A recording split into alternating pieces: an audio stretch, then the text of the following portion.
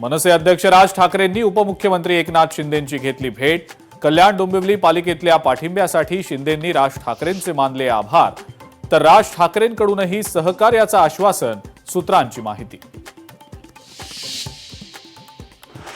अजित पवार विमान दुर्घटनेमध्ये डीजीसीए अजूनही गप्प का? ब्लॅक बॉक्स जळाल्याच्या मुद्द्यावर डीजीसीए कडून स्पष्टोक्ती नाही। डीजीसीए स्पष्टीकरण कधी देणार? लोकशाही मराठीचा सवाल। मी घातपाताची शंका व्यक्त केल्यावर भाजपवाले मला ट्रोल का करतायत? रोहित पवारांचा सवाल। भाजप मला ट्रोल करतंय, त्यामुळे लोकांना वेगळी शंका येऊ लागलेली आहे, रोहित पवारांचं वक्तव्य।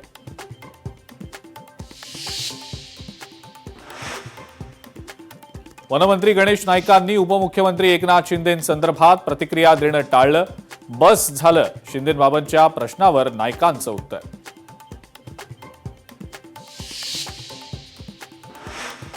धुळ्यामध्ये मंत्री छगन भुजबळांच्या विमानात तांत्रिक बिघाड, छगन भुजबळ कारनं नाशिककडे रवाना।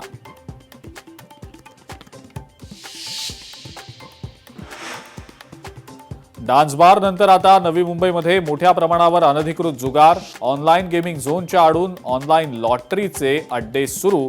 लोकशाही मराठीनं केली पोलखोल।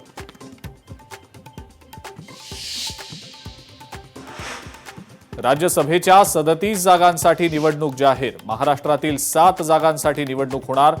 शरद पवार, रामदास आठवले, प्रियंका चतुर्वेदींसह 7 खासदारांची टर्म संपणार। पश्चिम बंगालसह आसाम, तामिळनाडू आणि केरळमध्ये एप्रिलमध्ये विधानसभा निवडणुकांचा धुरळा उडण्याची शक्यता। मार्चमध्ये निवडणूक कार्यक्रम जाहीर होण्याची शक्यता।